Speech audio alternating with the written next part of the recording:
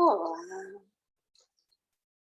com muito prazer que eu venho conversar um pouquinho sobre educação com vocês, esse meu povo querido de Machado. Bem, nós vamos começar com uma leitura.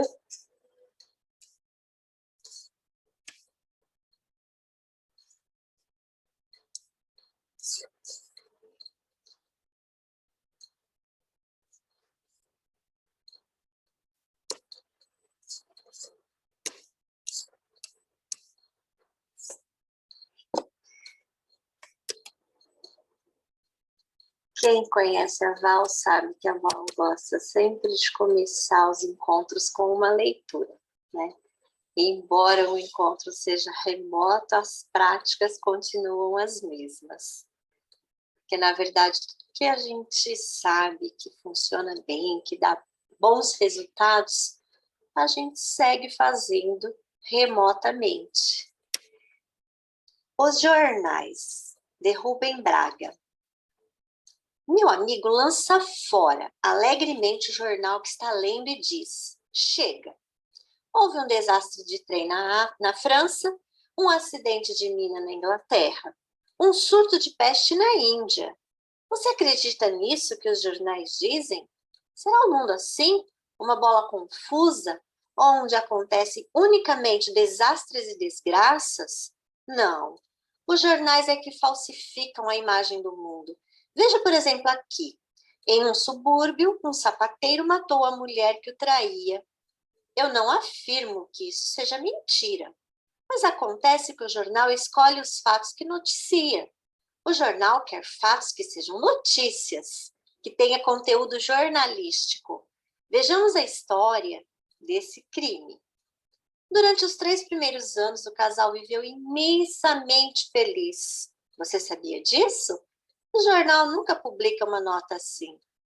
Anteontem, cerca de 21 horas, na Rua Arlinda, no Meier, o sapateiro Augusto Ramos, de 28 anos, casado com a senhora Diolinda Brito Ramos, 23 anos de idade, aproveitou-se de um momento em que sua consorte erguia os braços para segurar uma lâmpada para abraçá-la alegremente, dando-lhe beijos na garganta e na face, culminando em um beijo na orelha esquerda. Em vista disso, a senhora em questão voltou-se para o seu marido, beijando longamente na boca e murmurando as seguintes palavras: meu amor, ao que ele retorquiu: Diolinda. Na manhã seguinte, Augusto Ramos foi visto saindo de sua residência às 7h45 da manhã, isto é, 10 minutos mais tarde do que o habitual, pois se demorou, a pedido de sua esposa, para consertar a gaiola de um canário da terra de propriedade do casal. A impressão que a gente tem lendo os jornais, continuou meu amigo, é que lar é um local destinado principalmente à prática de choricídio. E dos bares? Nem se fala. Imagine isto. Ontem, cerca de 10 horas da noite, o indivíduo Ananias Fonseca, de 28 anos, pedreiro, residente à Rua Chiquita, sem número, no Encantado, entrou no bar Flor Mineira, à Rua Cruzeiro 524, em companhia de seu colega Pedro Amâncio de Araújo, residente no mesmo endereço. Ambos entregaram-se a fartas libações alcoólicas e já se dispunham a deixar o botequim quando apareceu Joca de Tal, de residência ignorada, antigo conhecido dos dois pedreiros, e que também estava visivelmente alcoolizado.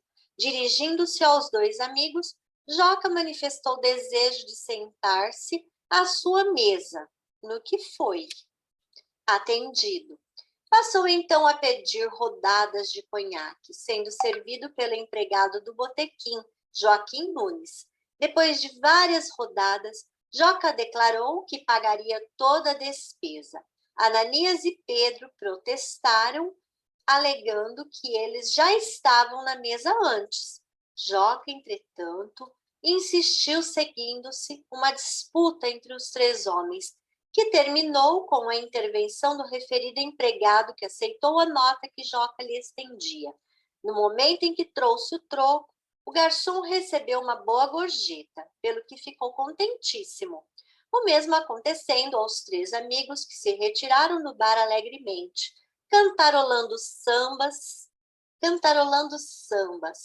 Reina a maior paz no subúrbio encantado, e a noite bastante fresca, tendo Dona Maria, sogra do comerciante Adalberto Ferreira, residente à Rua Benedito XIV, senhora que sempre foi muito friorenta, chegando a puxar o cobertor, tendo depois sonhado que seu netinho lhe oferecia um pedaço de goiabada. E, meu amigo, se um repórter dirigir essas duas notas e levá-las a um secretário de redação, será chamado de louco, porque os jornais noticiaram tudo, menos uma coisa tão banal de que ninguém se lembra: a vida. E aí, quando a gente pensa um pouquinho nessa crônica, a gente sabe, né, que os jornais, as revistas, os noticiários, eles só divulgam aquilo que chama atenção, que dá ibope, né? Então, temos aí uma mídia que muitas vezes deturpa um pouquinho a verdade, né? Aumenta um pouco, exagera um pouco para colocar aquilo que eles acham que vai dar ibope, que vai dar uma boa notícia. Bem, nós vamos conversar um pouco sobre educação e nós vamos falar um pouco sobre alfabetização, baseados num artigo, né, de uma revista de educação, uma revista muito bem conceituada, onde tem esse artigo de alfabetização da Thelma Weiss. Então, nós vamos, baseados nesse artigo, a gente vai conversar um pouquinho. Ela inicia esse artigo dizendo que, embora a mídia, né, embora jornais, revistas ainda divulguem muitas coisas ainda bastante ruins sobre a qualidade da educação, ela afirma que a educação vem melhorando, sim, nas últimas décadas. Haja vista, quando se faz até as avaliações externas, a gente consegue perceber essa melhoria. Inclusive aqui no estado de São Paulo, que a Thelma, que organizou o Saresp durante alguns anos, foi responsável pelo Saresp, e assistindo a uma reportagem dela, lá ela fala que logo no início, logo no comecinho, quando se começou o Saresp, as exigências eram mínimas. Então, pedia-se lá para a criança escrever o primeiro nome, né, ao final do terceiro ano, e essas exigências foram aumentando gradualmente. Então, com o passar dos anos, ao invés de exigir só apenas o primeiro nome, já exige-se o nome e o sobrenome. Se a criança souber escrever só o primeiro nome, ela escreve, mas a pontuação dela vai cair um pouquinho. Se ela conseguir escrever o nome e o sobrenome, a pontuação sobe um pouquinho. E foi aí aumentando gradualmente, a reescrita, a gente percebe que foi aumentando na hora da gente corrigir as produções textuais das crianças, foi aumentando também o grau de exigência, e conforme a avaliação vai cobrando mais, vai exigindo mais, a gente acaba puxando um pouquinho aí as crianças, né, para que elas consigam realizar essa avaliação externa depois. Então, a gente também começa a aumentar as nossas exigências, aumentar aí o grau, né, de exigências nas nossas aulas com relação a isso. Então, ela, olhando para essas questões, ela afirma que houve, é lógico que na educação tudo é muito a médio e longo prazo. Então, houve aí uma melhoria, pouco, mas já assim, dá para a gente ficar um pouco feliz com isso, né? Hoje a gente pega crianças ao final do terceiro, ao final do quinto, com boas produções, né? Preocupados em elencar todos os principais episódios, com coerência, coesão. Então, eles melhoraram bastante nessas questões. E ela afirma também lá no artigo que isso se deve tanto aos municípios, ao Estado, às instituições que vêm investindo muito, né, na formação continuada de professores. Então, a gente vê em todos os lugares, em todas as redes, a preocupação, a grande preocupação com essa formação em serviço, com essa formação continuada de professores e técnicos. E a gente vê também a preocupação dos professores, né? Nós, professores, a gente está sempre buscando, então a gente está sempre aí buscando fazer pós-graduação, especialização, com o intuito de melhorar essa prática. Então, a gente está sempre buscando, né? Graças a Deus, essa classe, essa categoria profissional é uma categoria de profissionais que nunca cruzam os braços, nunca acham que está tudo bom, está tudo resolvido, está tudo acabado, né? Então, a gente vê sempre a busca pela melhoria. E isso também tem aí alavancado essa melhoria. Só que assim, a gente sabe, né, que tudo a longo prazo, né? Porque a dimensão desse problema, dessa defasagem que se tinha e se tem na educação é muito grande. E aí a gente está correndo atrás do prejuízo, tentando melhorar, chega a pandemia. E a pandemia a gente sabe que vai deixar danos aí por anos, talvez até décadas, né? Porque a gente sabe também que aquelas crianças que têm mais dificuldade, aquelas crianças que exigem o maior cuidado da gente lá no presencial, são aquelas que acabaram, na maioria das vezes, ficando sem ter acesso aí às aulas remotas, né? A grande maioria dessas crianças com maior dificuldade não tem internet, não tem, às vezes, um celular lá que ele possa acessar ao WhatsApp, ao que a professora está postando, aos vídeos, até as chamadas, que vários professores fazem várias chamadas de vídeo, vão ali, conversam, às vezes até no individual, aluno por aluno, tentando resgatar, né, trazer aquele aluno que, infelizmente, aquele grupo de crianças com maior dificuldade são aqueles que a gente tem mais dificuldade de chegar neles também, nesse momento tão difícil.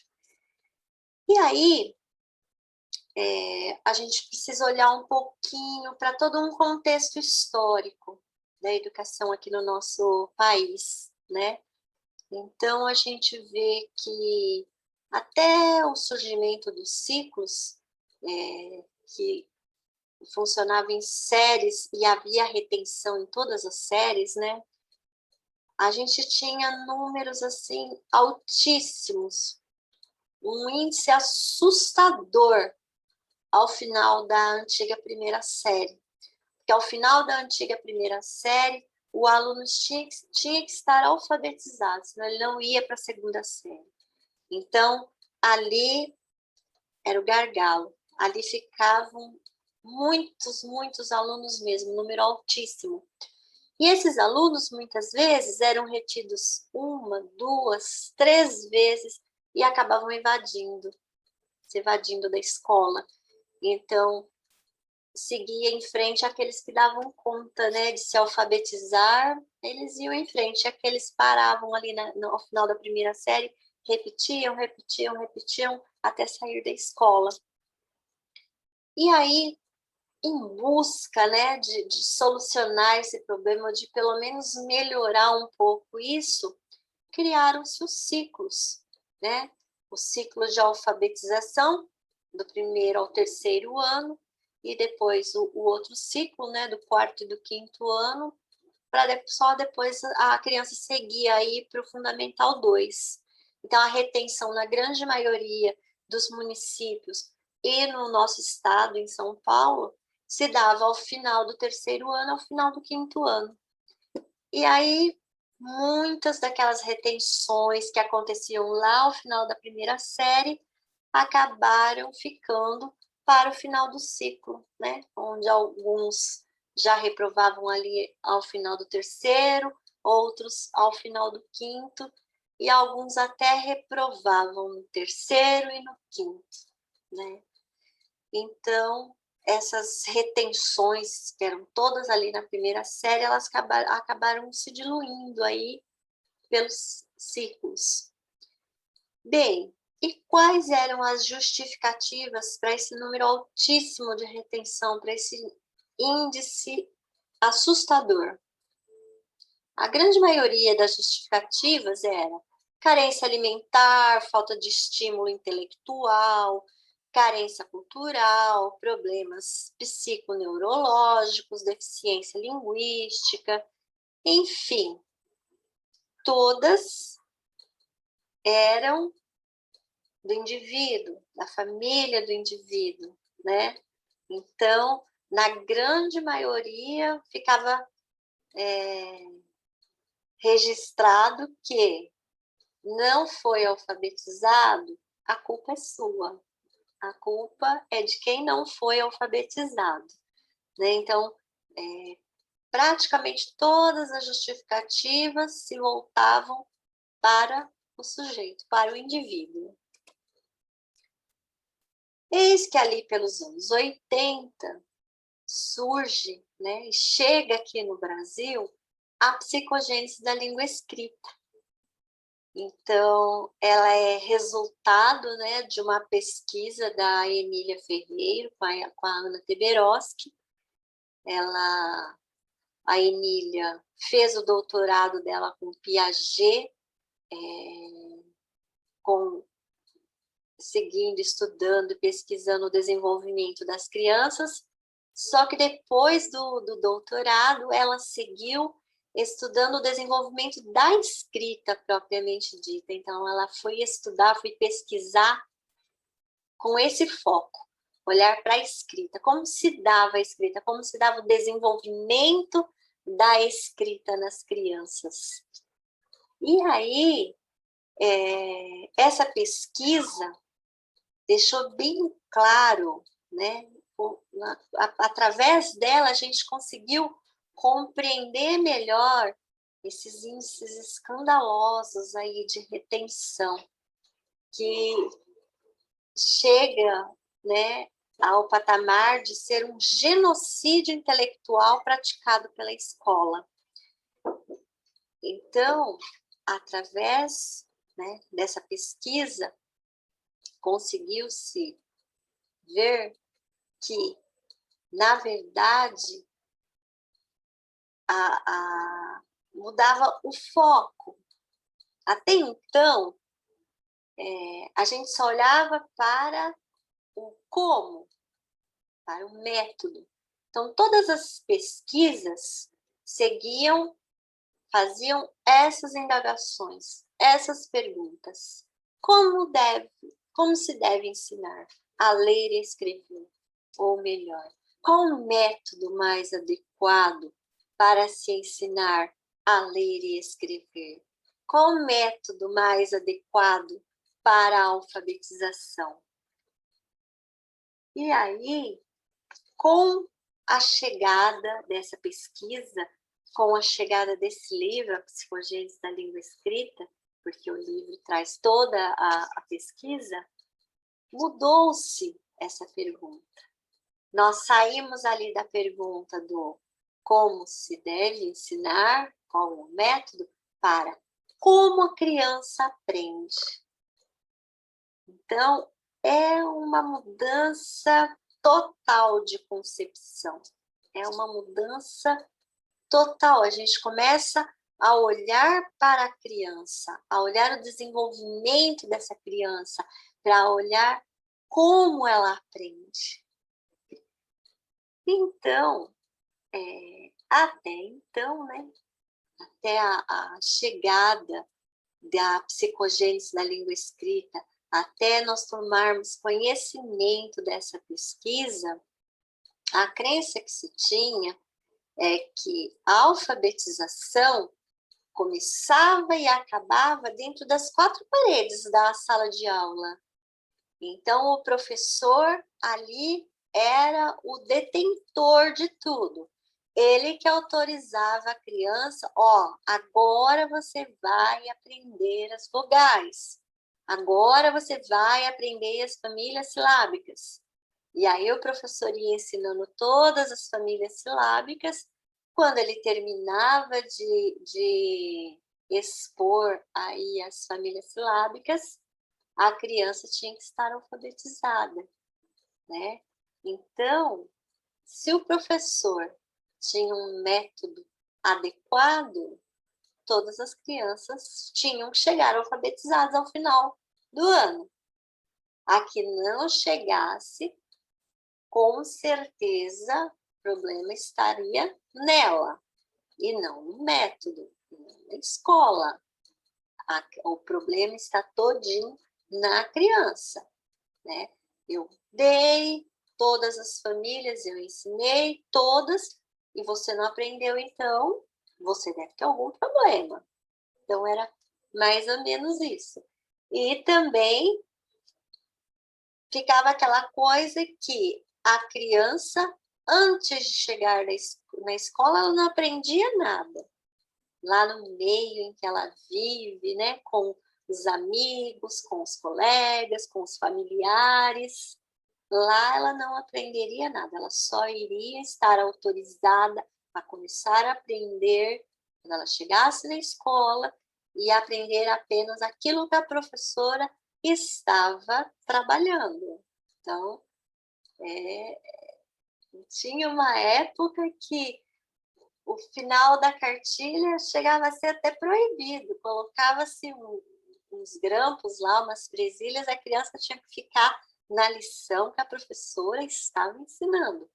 Ele não poderia olhar o restante da cartilha, não, é aquela, até a professora autorizar e ir para a seguinte. Então, era mais ou menos assim que a coisa funcionava.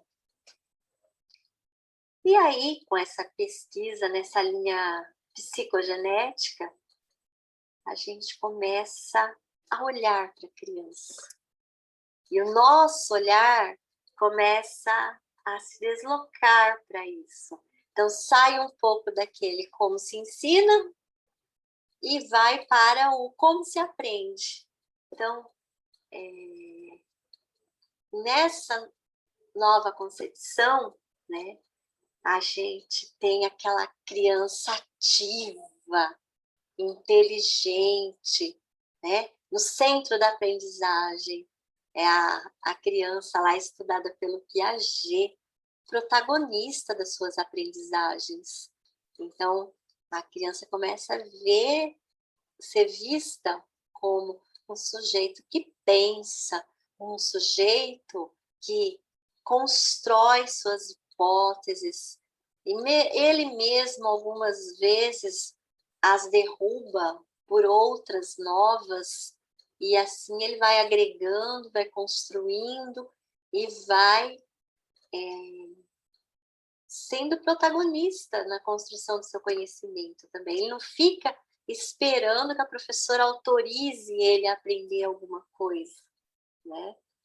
Ainda mais hoje, do jeito que as nossas crianças estão aí, que elas já nascem cercadas de tecnologia por todos os lados, então eles já nascem e já começam a aprender várias coisas, né?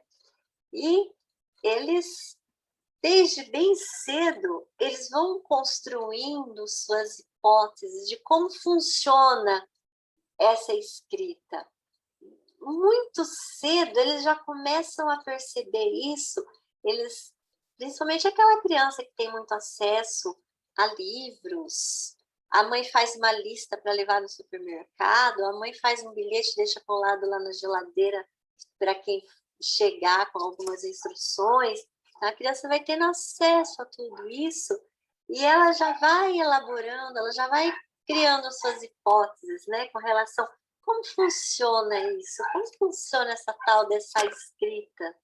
E ela já começa desde muito cedo ir elaborando tudo isso, né? E já pensando para que serve isso, quais são as funções, como funciona, para que eu uso.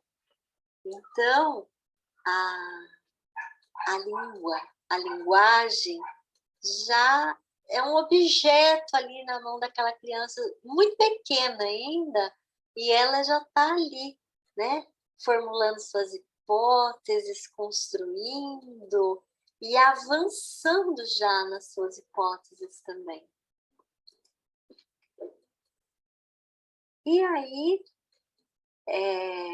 a gente tem algumas crianças que não têm acesso, mas a grande maioria, às vezes não tem na casa, mas já vai para a creche. E lá na creche, geralmente, elas já têm acesso a esses usos, essas formas de linguagem, né? Ainda mais se a professora tiver já bem construída essa concepção com ela, né, de que a criança é aquele ser ativo, pensante, que já está elaborando várias hipóteses sobre tudo à sua volta. Então, a professora já começa a levar essas coisas para o aluno.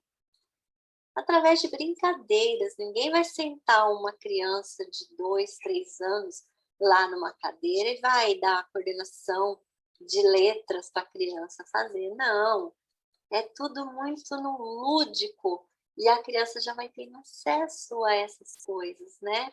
Então, quando às vezes a professora canta uma música com um alfabeto e a criança já vai memorizando aquilo, quando a professora já começa a trabalhar com o nome dela, com o nome dos amigos dela, a letra inicial do nome, aquilo já vai ali, a criança já vai construindo tudo isso.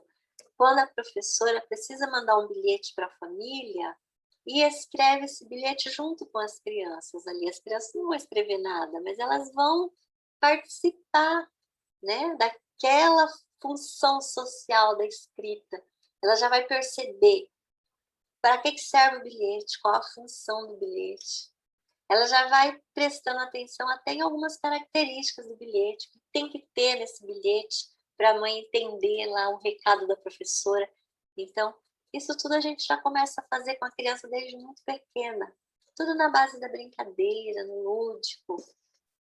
Todos os dias pegar um livro, ler com essa criança, né? Ela já ir aí criando esse repertório literário.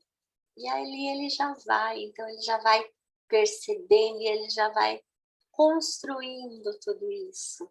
E ele já vai compreendendo a natureza alfabética do sistema de escrita da nossa língua. E nessa concepção, além, né, dessa mudança total de olhar o aprendiz como protagonista nessa construção de conhecimento dele, a gente também coloca uma coisa fundamental. Toda criança, para compreender a escrita, ela precisa pensar sobre essa escrita. Isso é fundamental. Então, isso muda tudo, né? É a coisa mais, assim, revolucionária que chega com a psicogênese da língua escrita, é o fator da gente perceber que não adianta aquelas atividades mecânicas, aquelas atividades de cópia. Não, a criança precisa pensar. A gente precisa planejar atividades, oferecer atividades para a nossa criança nas quais ela possa pensar sobre esse sistema de escrita. E até então, até esse momento, o que acreditava-se é que só o professor que ensinava, né? Então, era a alfabetização era uma aprendizagem estritamente escolar. Só a escola era autorizada a inserir a alfabetização para a criança. É outra coisa que cai por terra, porque a gente sabe perfeitamente, principalmente aquelas crianças da classe média, que têm muito acesso a livros, as famílias compram muitos livros, leem para elas todos os dias. A gente sabe que elas já chegam muito avançadas. Então, isso também caiu por terra, que só a escola que era detentora, né, de alfabetizar a criança, só a professora, estava na mão da professora. Então, nessa concepção também, acreditava-se que a professora precisava ensinar as letras, as sílabas, né, e os respectivos sons. Então, depois que a professora ensinasse todas as vogais, ensinasse todo o alfabeto, todas as famílias silábicas, automaticamente ia dar o estalo na criança, a criança ia juntar tudo aquilo e ia sair lendo e escrevendo. Né? Assim que elas memorizassem tudo isso, elas já iriam se alfabetizar. Já seriam capazes de ler e escrever. Então, aquela criança que ao final da primeira série, primeiro ano, né, o professor já deu todas as vogais, todas as consoantes, todas as famílias silábicas, e a criança não aprendeu a ler e escrever, não está alfabetizada, com certeza essa criança tem algum problema de aprendizagem. Então, era fatídico, essa afirmação era fatídica. O professor já deu todas as ferramentas. A criança não está alfabetizada, ele tem problema, ele tem algum problema de aprendizagem.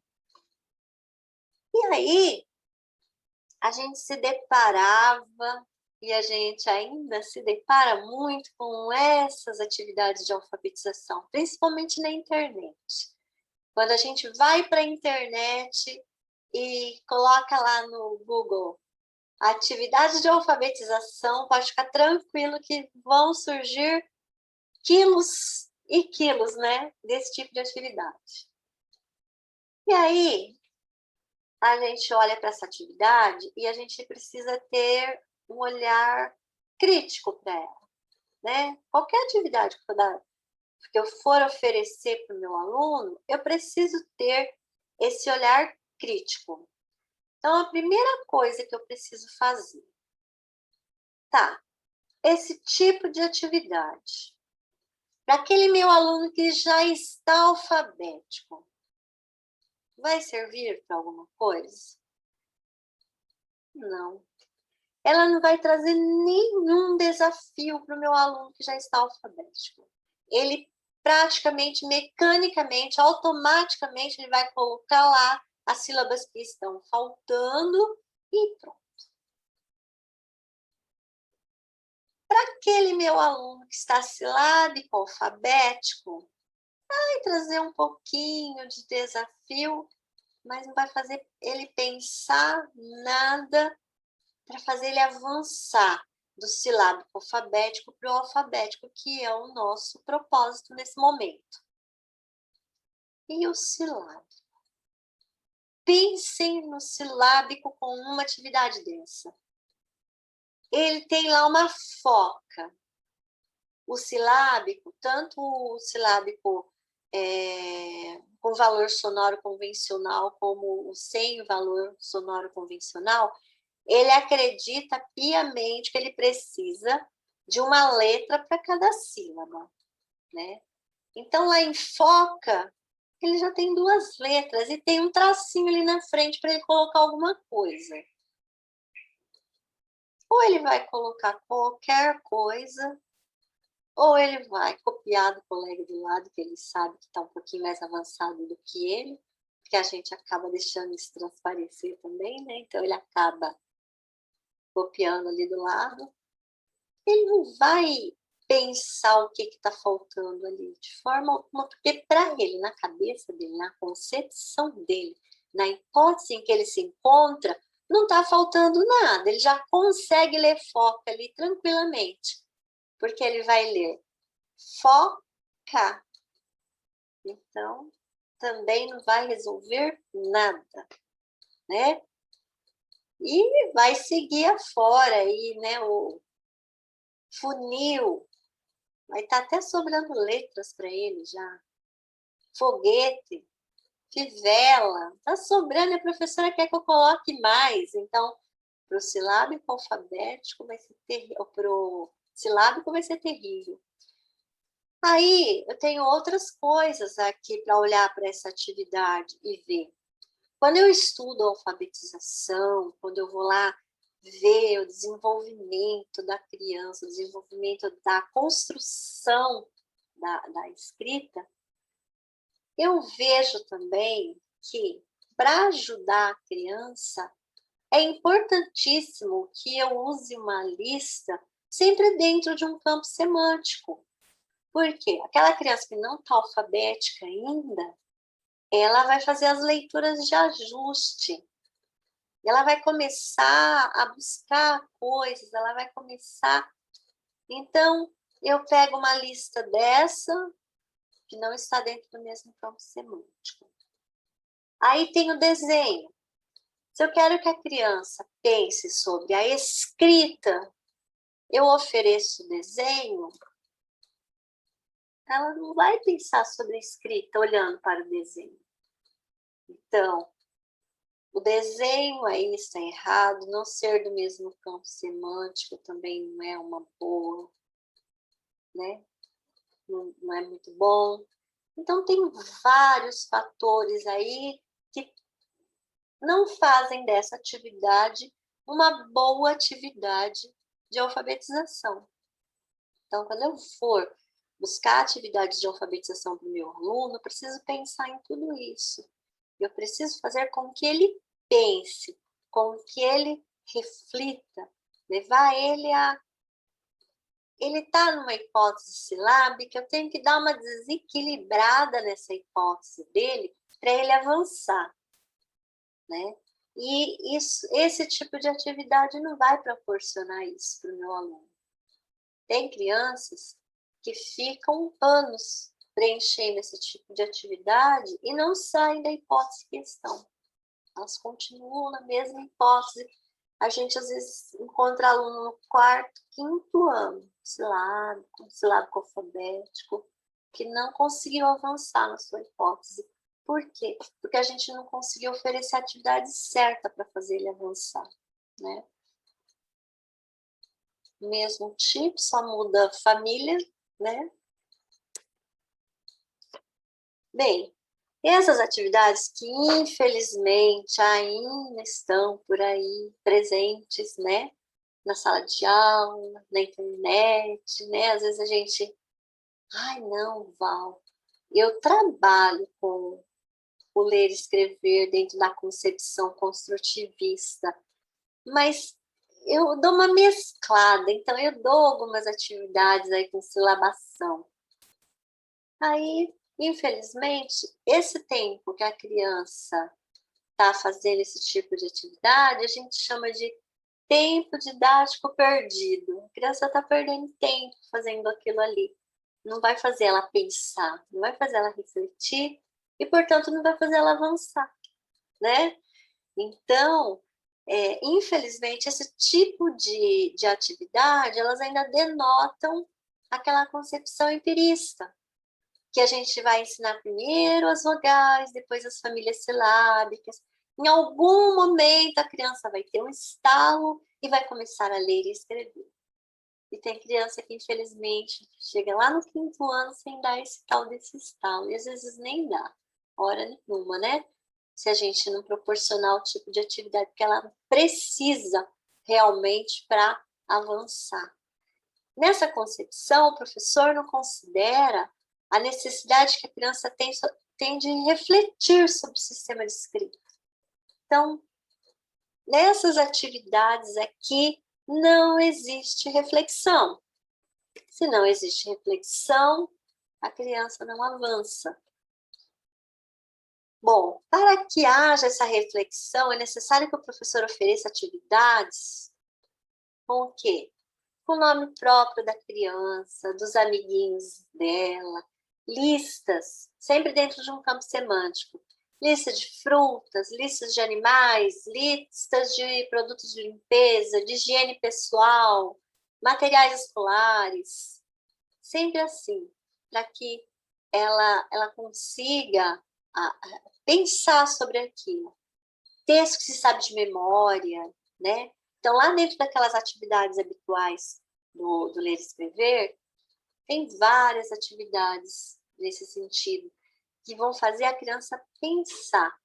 Então, quando ela analisa, por exemplo, 3 nomes de amigos, de amigas, que começam com a mesma letra e terminam com a mesma letra, e ela tem que descobrir, por exemplo, está lá Maria, Mariana, Maiara. E ela tem que descobrir quem é a Maiara, por exemplo. Ela vai olhar a inicial e a final. São iguais. Ela vai ter que entrar com a palavrinha, porque a criança demora muito para isso. Às vezes ela olha a inicial, tranquilo. Depois ela começa a olhar a final. Mas ela se atentar para os detalhes dentro da palavra, a gente que tem que colocar o olhinho dela, para ela começar a observar essas coisas. Então, a gente vai mostrando para ela que lá dentro também, então, ela vai olhando e aí ela vai analisando, ela vai pensando, ela vai refletindo, e aí ela começa a avançar nas suas hipóteses. Então, eu preciso trabalhar com essas coisas. Ele está trabalhando, ele está escrevendo uma música, né? Lá na música ele está escrevendo. Ele vai escrever alguma coisa, por exemplo, vai escrever o pato pateta, lá ele vai escrever o pato. Ele não lembra quem é o pato. Vou na lista de nomes. Olha, tem algum coleguinha que começa com essa letra aqui? Vamos ver. Ah, tem o Paulo. Vamos ver qual parte do nome, qual pedacinho que no nome do Paulo vai ajudar a gente a escrever pato. E fazendo isso, fazendo ela olhar, refletir, pensar. Então, aquele cartaz com o nome próprio das crianças, principalmente ali no primeiro e no segundo ano, e até no terceiro, se eu tiver aluno não alfabético, é de suma importância. Não precisa fazer aquele cartaz lindo, maravilhoso, cheio de glitter, lantejola, que pisca e tudo. Não, simples. Eu posso até jogar um papel de metro lá no chão, fazer junto com eles, construir com eles. Mas eu preciso ensinar eles a usar aquele material, né? Então, olhar para o nome dos amigos para usar aquilo ali de apoio para outras escritas. Então, nesse início é muito importante isso, eu ter lá na minha sala a lista com nome próprio, algumas parlendas, algumas músicas que eles já memorizaram, porque eles vão fazendo a leitura de ajuste e vão encontrando as palavras, e aquelas palavras que eles já conhecem, eles vão usar de apoio para escrever outras que eles ainda não conseguem escrever sozinhos. Então, eu tenho que ir ensinando a criança a fazer isso. Eu tenho que levar ele a pensar em tudo isso, a refletir sobre tudo isso. E aí, né, voltando um pouquinho ainda para aqueles índices que a gente está falando desde lá do começo, aquelas retenções, aquela concepção empirista, só o professor que ensinava, só a escola que estava autorizada para alfabetizar. Aí a criança chegou lá, ficou o ano todo, viu todo o alfabeto, todas as famílias e não foi alfabetizada. Então, provavelmente essa criança precisava de um tratamento clínico, de um tratamento psicológico ou psicopedagógico, com certeza. E essas certezas, né, aparentemente tão fortes, arraigadas ali dentro da escola, elas desmoronaram a partir do momento que o foco da pesquisa mudou. Quando eu mudo a pergunta do como eu ensino para como meu aluno aprende, isso tudo cai por terra. Isso tudo vai abaixo, né? E isso, embora não seja tão novo, ainda é muito complicado. Se a gente for ver, nós todos praticamente fomos alfabetizados dessa forma. Então, isso ainda está muito intrínseco ali na gente, né? Agarrado. Então, a gente precisa estudar e ver. E conforme a gente vai estudando e vai vendo, e vai mudando a nossa prática, a gente vai se convencendo. Porque também nós somos seres humanos. O ser humano, ele não vai acreditando nas coisas assim. Ah, porque a Val falou. Ah, porque... Não. À medida que eu vou experimentando na minha sala e vai dando certo, eu vou acreditando e eu vou dando um passo de cada vez. Eu não posso também mudar totalmente de um dia para o outro, tirar uma coisa que eu acredito muito e colocar outra que eu ainda não acredito muito. Então, eu preciso ver isso dando certo para eu poder acreditar também. Então, é uma questão séria, porque é uma questão de concepção.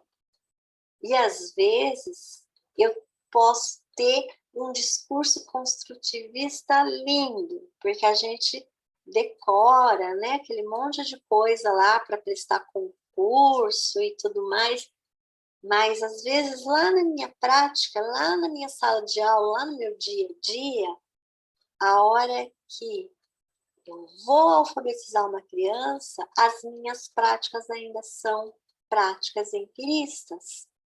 Porque, embora meu discurso já seja que a criança é um ser pensante, que ela precisa pensar e refletir sobre o sistema de escrita, que ela precisa de escritas verdadeiras e não de pseudotextos, e tudo isso, lá na minha prática, às vezes até inconscientemente, eu nem percebo, mas eu ainda acredito.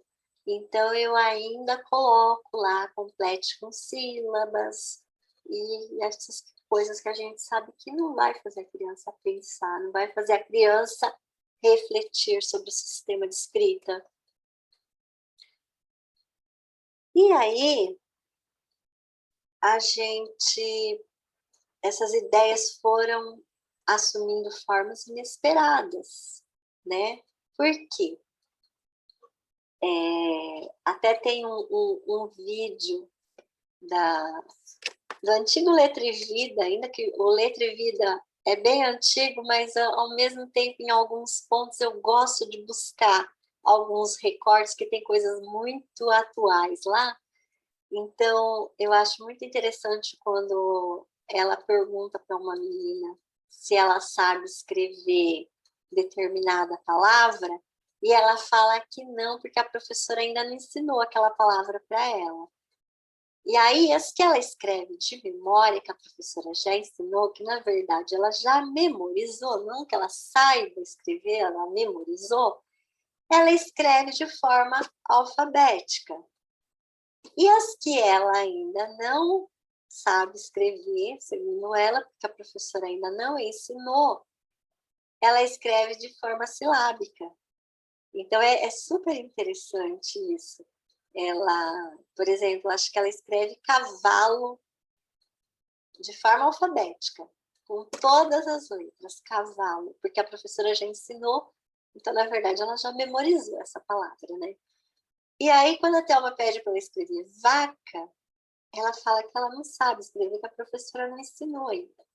E aí a Thelma vai com jeitinho, fazendo, porque a criança, quando ela fica muito presa nessa questão de escrever só o que a professora ensinou, muitas vezes fica difícil até para a gente fazer uma sondagem, porque ela não quer, ela se nega a escrever, ela fala que ela não sabe. E aí ela acaba escrevendo lá, a Thelma vai induzindo ela escreve vaca, VC, de forma silábica. Então, é super interessante. Então, é onde a gente vê esse ponto aqui. Então, parece que a criança, ela só pode usar aquilo que a professora já ensinou.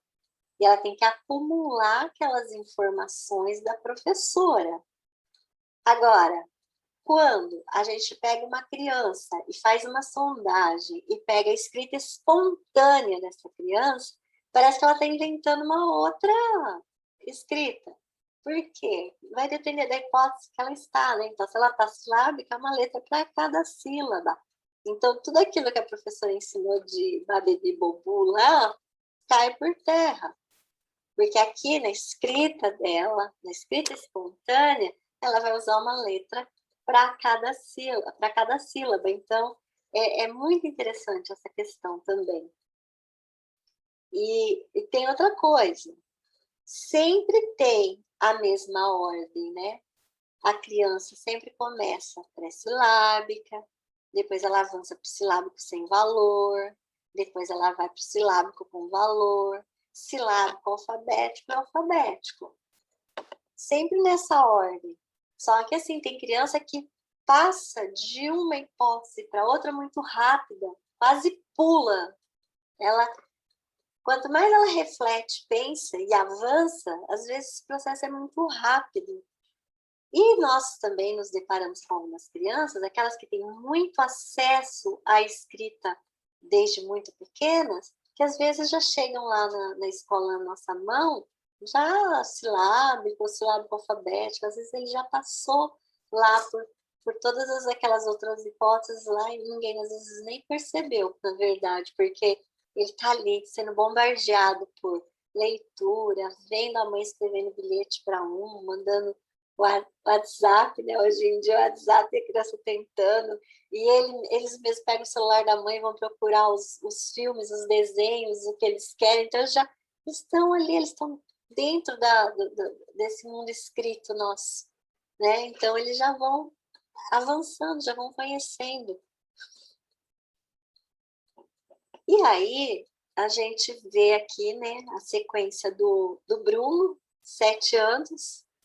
Então, a gente vê o Bruno, que chegou silábico lá em fevereiro, né? E foi avançando. Em outubro, ele já estava alfabético e com pouquíssimas questões ortográficas para serem resolvidas, né? Então, a gente vê aí o avanço do Bruno. E a gente, olhando, viu, né? Como eu falei, o Bruno chega numa hipótese silábica. Em maio, ele já apresenta mais uma letra por sílaba, ele já está silábico alfabético. Então, essa questão do silábico alfabético também, a escola viu como problema por algum tempo. Então, na verdade, muitos de nós, eu me enquadro muito nisso, porque durante muito tempo a gente alfabetizou dessa forma, né? Então, só depois que veio o Letra e Vida, o Ler e Escrever, que a gente começou a estudar, pensar, e nós também começamos a avançar nessas questões. Então, quando a gente quase não via a escrita espontânea da criança, porque o que acontecia? A forma como a gente trabalhava com eles era muito mecânica. Então, a gente dava aquela lista de palavras, eles iam memorizando aquilo, e eles só escreviam aquilo que estava memorizado. Então, essa escrita espontânea quase não acontecia. E quando acontecia, e a gente via uma criança silábico alfabético, a gente achava que ele estava comendo letras. E aquilo ali era problema, ele precisava ser atendido por algum especialista, aquela criança estava com algum problema. E, na verdade, ela não estava comendo letras, ela estava agregando letras, né? que do silábico ela estava indo para o alfabético. Então, nessa caminho aí, nessa passagem, ela começava a agregar letras. E a gente, nossa, quando via uma escrita dessa, quando chegou o Letra e Vida, que nós começamos a fazer o curso, e fomos para a nossa sala de aula, e começamos a fazer o ditado da lista, e começamos a enxergar essas hipóteses de escrita lá na nossa sala. Nossa, foi incrível, foi inacreditável. A gente não acreditava no que a gente estava vendo. Parecia assim, não é possível. Eu lembro até hoje, a gente ficava com aquilo, assim, encantada com aquilo tudo, porque era incrível, era tudo aquilo que a gente estava lendo, estudando, vendo, assistindo os vídeos. A gente chegava lá na sala e constatava que realmente aquelas crianças estavam todas passando por aquilo, cada uma na sua hipótese, mas estavam. Então, foi assim, eu sei porque eu passei por isso, eu estava lá, né, com a antiga primeira série, fazendo Letra e Vida e estudando, lendo e de repente fazendo, porque aí tinha as atividades do curso, a gente ia para a sala fazer, aí você ficava assim, meu Deus, no começo parecia que ia dar um nó na cabeça da gente, né? Mas, graças a Deus, a gente foi só avançando nessa questão de alfabetização, a gente foi comprovando tudo aquilo ali com os nossos alunos. E aí vem o Mateus, 7 anos também. O Mateus, diferente do Bruno, começou pré-silábico, né? Mas o Mateus também avançou e muito. Ele em março ainda estava lá pré-silábico, mas olha lá em maio. Em maio ele já estava silábico, né? E olha lá em outubro, que gracinha que já está o Mateus. Olha lá, silábico alfabético já, né? Então, olha só, o Mateus iniciou o ano acreditando que para escrever basta um encadeamento de letras. Na maioria, seu repertório vem das letras do seu nome. Não utiliza qualquer letra, não repete letras, nenhuma palavra possui menos de 3 letras. Então, dentro da hipótese pré-silábica, olha quanto conhecimento que já tem. Então, é outra coisa também que a gente foi aprendendo, né? O tanto de coisa que já tem. Então, tem dentro do pré-silábico, tem vários níveis também. Tem aquele que ainda só escreve com garatuja, tem aqueles que já começam a usar letras. E aí eles já vai, ele usa qualquer letra, só que ele não repete as letras dentro da mesma palavra.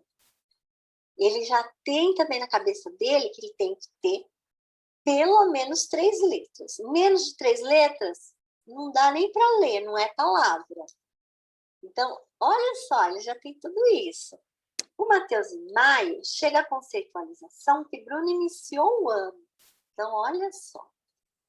Se a gente for avaliar o produto final, coitadinho do Mateus, né? A gente vai achar que ele não aprendeu nada durante o ano. Então, por isso que é importantíssimo a avaliação do processo. Eu olhar como o Mateus chegou, tudo que ele avançou, tudo que ele aprendeu, né? Para ser até justa com o Mateus. Então, a publicação da Psicogênese da Língua Escrita, lá pelos anos 80, definiu uma espécie de marco divisor. O antes e o depois, né? Na história da alfabetização escolar. Então, foi um divisor de águas mesmo na alfabetização. O antes e o depois, né? O antes da Psicogênese da Língua Escrita lá da Emília Ferreiro e o depois. O antes, quando pensávamos que para se alfabetizar bastava memorizar as correspondências entre as letras e os sons. Não que isso não seja necessário, nós também precisamos aprender isso, né? Só que só isso não é suficiente, esse é o problema. Só isso não é suficiente, não basta. Então, nós não tínhamos como considerar as diferenças de desempenho dos alunos antes disso. Então, a gente pegava o Bruno e o Matheus e avaliava igualzinho. Então, a gente avaliava só o produto final. A gente não olhava para esse processo, para esse avanço todo aí que eles vão tendo no decorrer do ano. Então, a gente olhava só para o final. Se a criança não chegava alfabética no final do ano, é porque ela tinha algum problema, algum déficit, e ela tinha que ser encaminhada para algum especialista. Na época que tinha retenção, ele já ficava retido, né? Vamos fazer a primeira série de novo. Então, depois da psicogênese, a gente começou a olhar e falar, não, peraí, não, essa criança aprende sim, só que assim, dentro do ritmo dela, né? Cada um tem o seu ritmo, dependendo do que ela teve de acesso a essa língua escrita. Então, se a criança teve muito acesso, ela vai rapidinho avançando nas hipóteses. Se ela não teve, nós, professores, precisamos fazer isso. Nós temos que repertoriar esse aluno. E na rede pública, como é o nosso caso, a gente precisa pensar que a grande maioria dos nossos alunos não tem acesso à língua escrita antes de chegar na escola. Então, ela só vai ter acesso quando chega na escola. Então, nós, professores, é que precisamos repertoriar essas crianças. Como? Lendo muito para elas, muito. Colocando elas para pensarem, refletirem sobre o sistema de escrita. Colocando para escrever, mesmo antes de escrever convencionalmente. Colocando para ler, mesmo antes de ler convencionalmente. Aprender a escrever escrevendo, aprender a ler lendo. Então, a gente precisa fazer isso. E, atualmente, compreendemos como isso nos levou a fazer da escola um poderoso instrumento de exclusão social, ainda que com a melhor das intenções. Então, antes da psicogênese da língua escrita, a escola era, sim, um instrumento de exclusão. Por quê? A criança entrava na escola, reprovava e saía, se evadia. E estava fadada ao fracasso, né? Porque ela saiu, porque ela não conseguiu se alfabetizar, então ela não ia conseguir um bom emprego, ela não ia conseguir nada, né? Então, depois da psicogênese da língua escrita, que a gente começou a olhar para essa construção de conhecimento, a gente começou a olhar para cada aluno, em que hipótese ele está, onde que está, para quê? Para ele pensar em boas atividades para fazer ele avançar e chegar à hipótese alfabética. Então, mudou tudo. Porque mudando essa concepção, eu mudo meu olhar, eu mudo a minha prática, eu mudo tudo, né?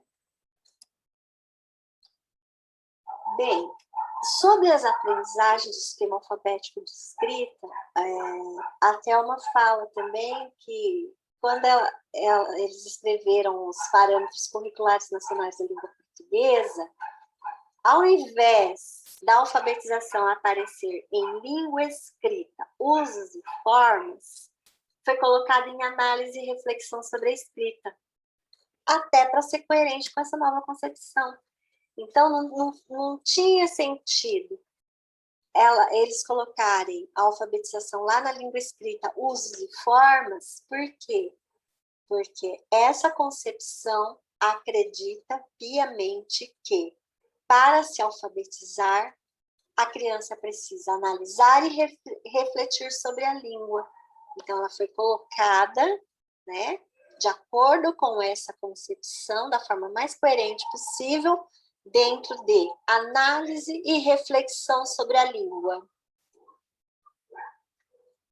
Para aprender a ler e escrever, é preciso pensar sobre a escrita. pensar sobre o que a escrita representa e como ela representa graficamente a linguagem. Algumas situações didáticas favorecem especialmente a análise e reflexão sobre o sistema alfabético de escrita e a correspondência fonográfica. São atividades que exigem uma atenção e análise, tanto quantitativa como qualitativa da correspondência entre segmentos falados e escritos. São situações em que o aluno precisa escrever, apesar de ainda não saber escrever. Então, é fundamental que a criança pense sobre o sistema de escrita. É fundamental que ela reflita sobre o sistema de escrita. E, para isso, nós precisamos, né, oferecer atividades, situações didáticas que favoreçam isso, que façam, que a levem a pensar, a analisar, refletir. Estudos em diferentes línguas têm mostrado que de uma correspondência inicial pouco diferenciada, o alfabetizando progride em direção a um procedimento de análise em que passa a fazer corresponder recortes do falado e recortes do escrito. Então, ele vai progressivamente olhando para essas coisas e vai analisando e vai ajustando o falado ao escrito, né? Essa correspondência passa por um momento silábico, em que nem sempre com consistência atribui uma letra a uma sílaba, antes de chegar a compreender o que realmente cada letra representa. Então, ele vai avançando, ele chega ali no silábico, onde ele coloca uma letra para cada sílaba, né? Na maioria das vezes, no começo, sem valor sonoro convencional, depois ele começa a buscar isso também, né? Tem que ter o valor sonoro convencional. E aí ele começa, porque ele começa a se desestabilizar, porque, por exemplo, para pato, ele sabe que tem duas letras boas para escrever o pá. O P é muito bom, mas o A também. E aí ele entra naquele conflito, porque se a gente for olhar em algumas escritas silábicas, a gente for estudar, a gente vê muito isso. Principalmente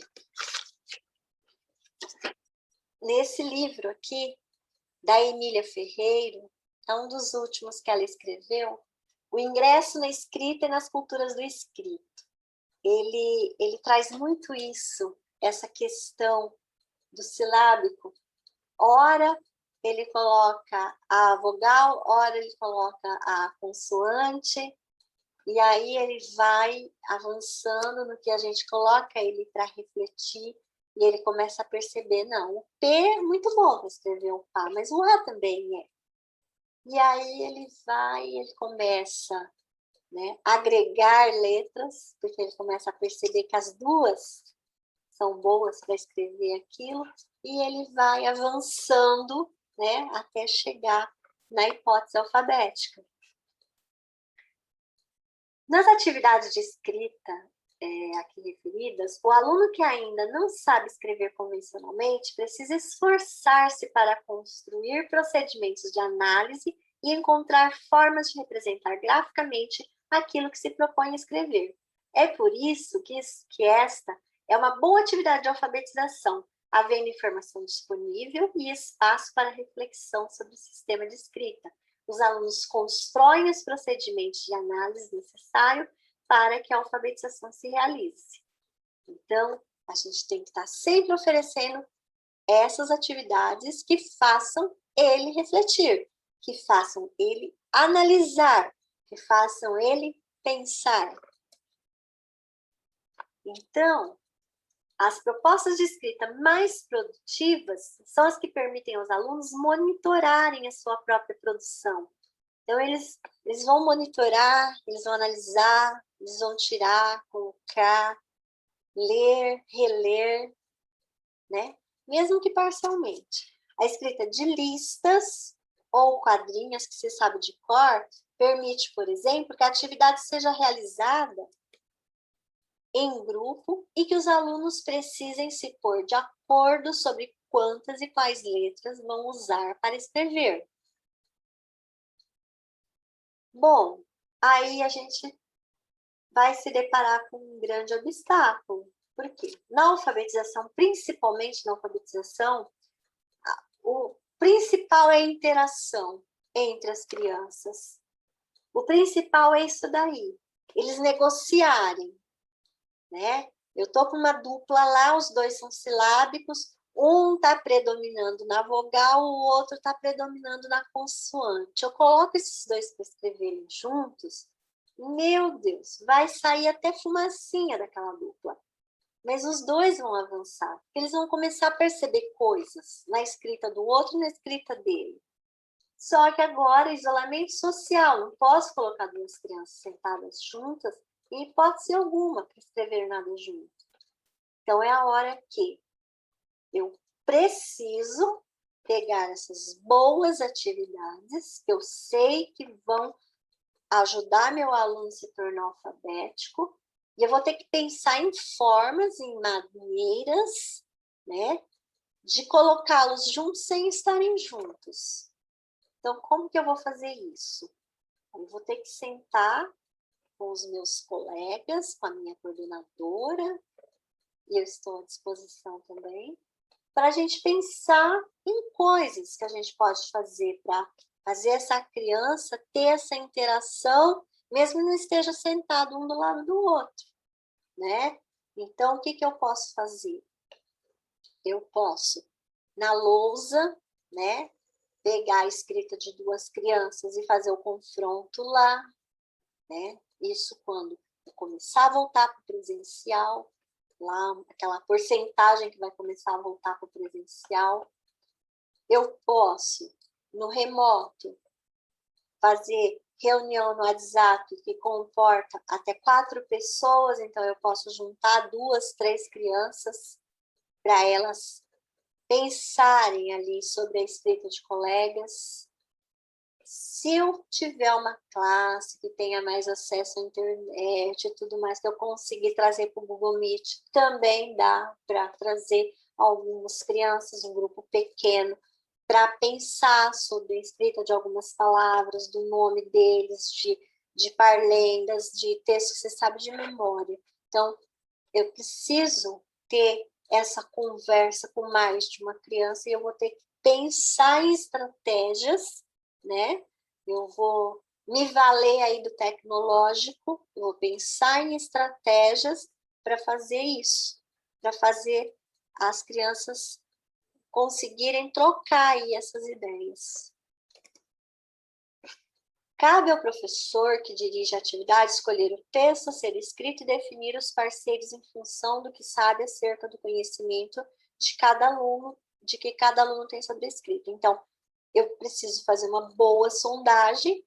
A partir da sondagem, eu sei exatamente em que hipótese que meu aluno está, para eu pensar nesse agrupamento que provavelmente vai ter que ser um agrupamento virtual por conta do distanciamento social que a gente está vivendo no momento. Então, eu vou ter que pensar em tudo isso. Eu tenho que pensar no texto que eu vou trabalhar, eu vou ter que pensar nesse agrupamento e eu vou ter que pensar nessa estratégia, né? Então, quando eu conseguir começar a trazer lá 20%, 35%, não sei, dos meus alunos, eu já vou ter a lousa lá para mim fazer essa conversa com eles lá no coletivo. Enquanto eu não tenho essa ferramenta ainda, eu vou ter que usar. Eu acho que o mais acessível, que quase todas as crianças têm acesso, é o WhatsApp. Eu posso marcar um horário, até que tenha um adulto por perto para ajudar e tudo mais, e fazer pequenas reuniões com pequenos grupos, 3, 4, para ir fazendo essa conversa com eles, né? Bom, em consonância com essa concepção de ensino do sistema de escrita, agora a gente tem aqui também a apresentação da escrita coletiva, né? que também recebe o nome de escrever entre todos. Então, essa escrita coletiva não é novidade para a gente, né? Ela não é estranha, porque ela chegou há alguns anos já, a formadora do Ler e Escrever, a Helenita, e a Carla trouxeram para nós, nas formações do Ler e Escrever, como escrita de auditório. Depois a própria equipe da Thelma lá, e os estudiosos também, eles acabaram mudando para a escrita coletiva. Por quê? Escrita de auditório dava a impressão assim, enquanto 2 ou 3 crianças ficam na lousa, lá no palco, os outros assistem. E não é esse, a intenção da atividade não é essa, o objetivo principal, a finalidade principal não é essa. O principal é a interação. Então, mudou-se para a escrita coletiva, porque é essencial que se traga as outras crianças para essa discussão também. É importantíssimo que elas participem também. E aí, nesse último artigo, a Thelma nos traz o escrever entre todos, que também é para ter realmente essa interação, escrever entre todos. Então, são atividades que potencializam a reflexão sobre o sistema de escrita por meio de situações de interação entre os alunos que ainda não escrevem alfabeticamente. Então, a palavra-chave dessa atividade é a interação entre os alunos. Eles colocam em jogo tudo que eles já sabem sobre o sistema de escrita para avançar. Então, o aluno ele precisa olhar, analisar, refletir, pensar, colocar em jogo tudo que ele já sabe. E aí, ele busca informações em escritas estáveis. Foi a hora que eu falei para vocês. A lista com nome próprio, algumas músicas que ele já sabe de memória, algumas parlendas que ele já sabe de memória, a rotina do dia a dia. Então, eles vão buscar nesses escritos que tem que estar disponíveis lá na sala de aula, e o professor precisa ensiná-los a usar isso tudo. Para quê? Para fazer a escrita deles e para ir avançando. Bem, o foco principal está na interação do grupo classe, né? Nela, os alunos têm de fazer uso dos saberes que possuem sobre o sistema de escrita, explicar o modo como pensaram e comparar com a escrita dos colegas para tomar a melhor decisão em relação à forma de grafar a palavra solicitada. Uma proposta a ser realizada de forma permanente nas classes em que os alunos ainda não escrevem alfabeticamente. Pode ser utilizada tanto no interior de projetos ou uma sequência didática. O importante é que a proposta seja inserida em um contexto comunicativo, que tenha uma função social. Então, a criança, principal coisa, a interação do grupo classe, né? Ele tem que colocar em jogo tudo que ele já sabe. E como que ele vai colocar? Justificando, lendo, relendo. A gente percebe, quando ele vai ler, que ele tem que ajustar, ele vai avançando também nas suas hipóteses. É importantíssimo o professor fazer a criança ler e reler várias vezes aquilo. Essa escrita coletiva, escrita entre todos, é importantíssimo que ela esteja sempre dentro de um projeto ou de uma sequência didática. Por quê? Para ela ter esse contexto comunicativo, para ela ter essa função, né? Então, por exemplo, eu estou trabalhando o projeto Brincadeiras. Eu vou escrever uma lista de brincadeiras, a lista de brincadeiras que a gente vai brincar lá no final do projeto, numa manhã ou numa tarde, que eu vou trazer até algumas crianças de outra sala para ensinar essas brincadeiras. Tem um propósito, tem um porquê. É horrível a gente fazer alguma coisa sem um propósito, sem uma finalidade. Imagine a criança. Então, tudo que a criança vai fazer, é legal que tenha um propósito, que tenha, né? Então, por exemplo, tem o Bichodário, que é um projeto maravilhoso para trabalhar com eles também. Então, eles vão produzir listas de animais, depois eles vão escolher alguns animais dessa lista para produzir o Bichodário, que vai ser um livro, um caderno, ou agora no remoto pode ser um painel no Padlet, por exemplo, onde vai ter o animal com as suas curiosidades. Então, a criança, o que não está alfabético, vai fazer a lista de animais. O que já está alfabético, ele pode produzir um você sabia que, ou alguma curiosidade sobre aquele animal. E ao invés de a gente fazer um painel para colocar lá no corredor como é de costume, a gente vai fazer um painel digital que vai ser enviado para as famílias, todo mundo vai ter acesso. Então, ele está fazendo aquilo para alguém ver, não só para a professora corrigir e dar uma nota, atribuir um conceito. Não tem que ter essa função social, tem que ter esse contexto comunicativo, em tudo que eu vou trabalhar com eles.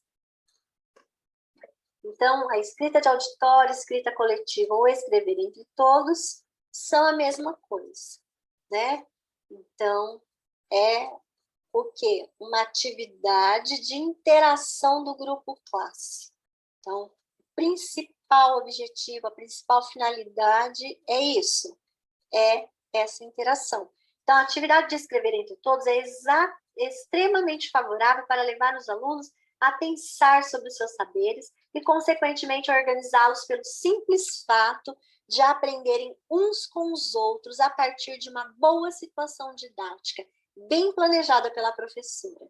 Então, eles vão escrever ali entre eles, né? Ou, de repente, cada um vai escrever na sua folha, mas a professora vai levar lá para a lousa e fazer essa interação. Ele vai ter que justificar a escrita dele, ele vai ter que explicar por que ele colocou aquilo, e isso vai fazer ele avançar nas suas hipóteses. Algumas situações comunicativas já experimentadas que favorecem a produção da atividade de escrever entre todos são algumas elencadas aqui embaixo. Então, tem projeto de um abecedário de bichos, também conhecido como bichodário, né? Então, os alunos com a escrita ainda alfabética produzem a escrita dos nomes, com a escrita... Alunos com a escrita ainda não alfabética, faltou um não ali, produzem a escrita dos nomes. E os alunos com a escrita alfabética escrevem, quer dizer, adaptam, né, um texto de curiosidade sobre os animais da lista. Então, vai ser o bichodário, que aí a gente vai ver na atual conjuntura, né, no contexto em que estamos vivendo, provavelmente a gente vai fazer aí um bichodário virtual, a gente vai ter que construir um painel virtual, um Padlet, alguma coisa parecida. Tem o projeto Brincadeiras Tradicionais, ler e escrever aquele mais antigo, vermelhinho também, que é muito bom, e dá para a gente utilizar essa atividade de escrever entre todos dentro de um contexto comunicativo, né? Registro de uma situação de escrita entre todos, realizado numa sala de primeiro ano. Então, aqui agora, vai falar um pouquinho como aconteceu dentro lá da sala de aula do primeiro ano. Analisaremos uma situação em que os alunos estão escrevendo a palavra basquetinho, que integra a proposta de escrita de nomes de brincadeiras preferidas da turma.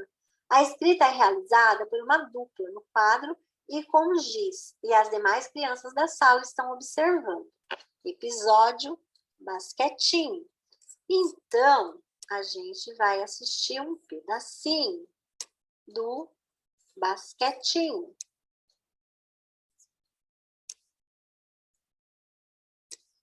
Júlia, vem você. Escrever amarelo, basquetinho.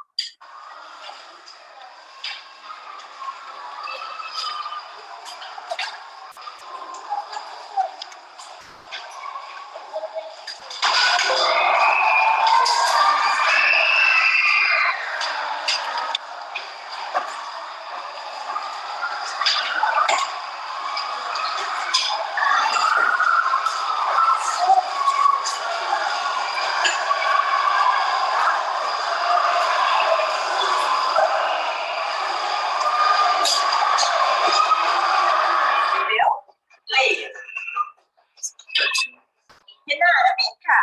Espera aí, Júlia. basquetinho dessa forma. Você concorda com ela? Não conversa com a Júlia.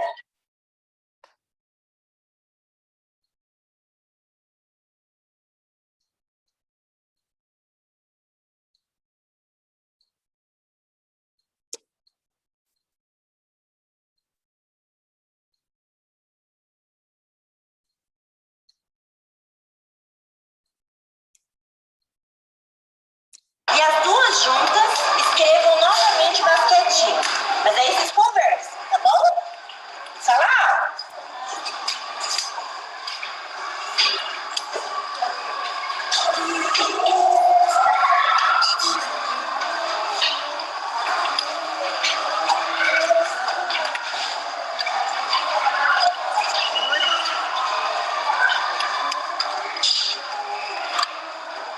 Fala alto, Renata.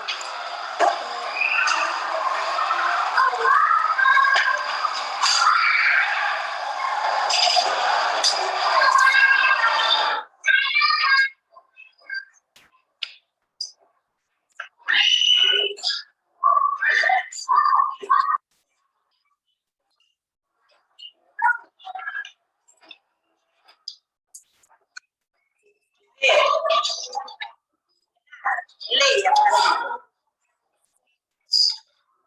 Onde é de novo? Cadê o quê? Onde está o quê?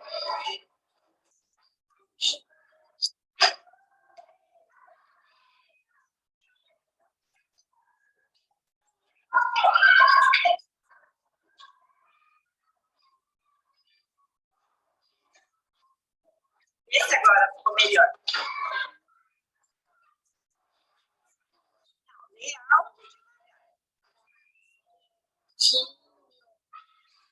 Onde que é o quê? É antes ou depois do i?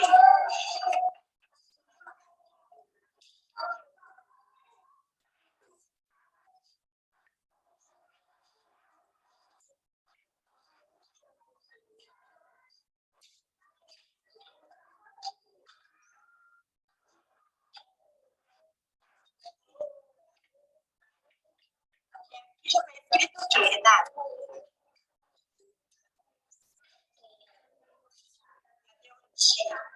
Onde que vai o ti?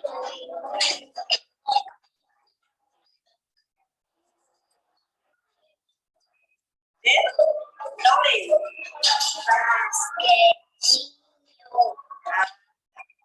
Agora.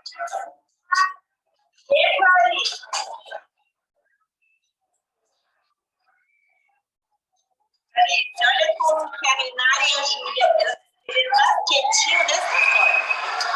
Dá uma olhada e vê o que você mudaria ou se você concorda.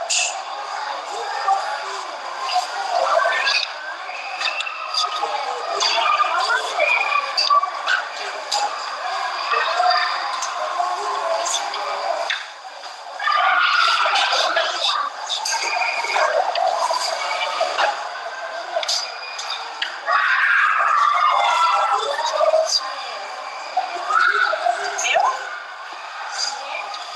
Vem buscar.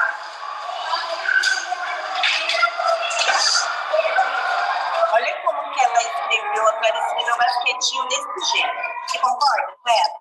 Então conversa com ela e os dois escrevam novamente aqui basquetinho. Mas conversa alto. Então tá.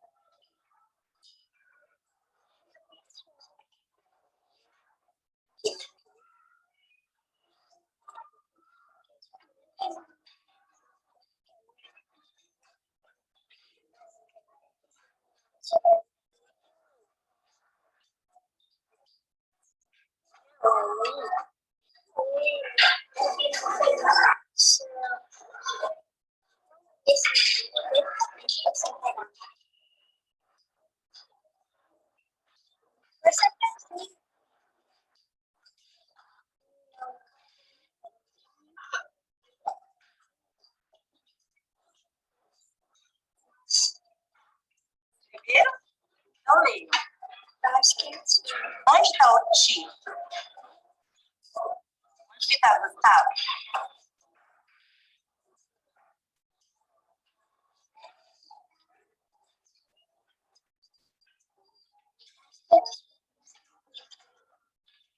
Leio. Onde está o ti? Ah, cachorro! Não vi. Ai, não. Tá.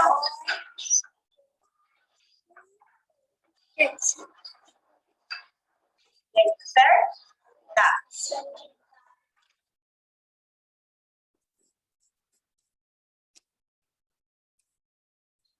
Bem, no caso dessa sala, as crianças chegaram na forma convencional da escrita.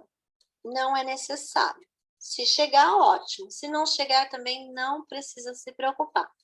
Porque o principal objetivo é essa interação entre as crianças. A outra coisa que o professor tem que tomar bastante cuidado, quando for no presencial, na lousa, ele tem que sempre começar por aquelas hipóteses, né? Pré-silábico ou silábico e ir avançando. Porque senão os que estão alfabéticos já chegam lá e já escrevem a palavra da forma convencional e pronto. Então, sempre ir, né, nessa ordem. Pega lá os que estão pré-silábicos, depois silábico sem valor, silábico com valor, e vai nessa ordem até chegar, se tiver algum alfabético, chegar lá na forma alfabética, que de repente chega na forma convencional e às vezes não. Não tem problema se não chegar, não precisa se torturar por conta disso, porque está em jogo, principalmente nesse momento, essa interação, essa conversa entre as crianças. E é essa análise. Vocês perceberam que conforme eles leem e eles precisam ajustar o falado ao escrito, eles vão avançando e vão melhorando a escrita deles. Então, isso é importantíssimo. Bem, sobre escrita coletiva, era isso. Eu espero ter ajudado e eu estou inteiramente à disposição para estar tirando alguma dúvida, para estar ajudando até para a gente pensar em atividades aí para o remoto, para o híbrido, para o atual presencial, que quando voltar vai ser totalmente diferente também, e a gente vai precisar pensar aí nessas interações, nessas intervenções que terão que ser feitas, né, para que haja interação e sem que a criança corra nenhum risco. Obrigada, tchau e até o próximo.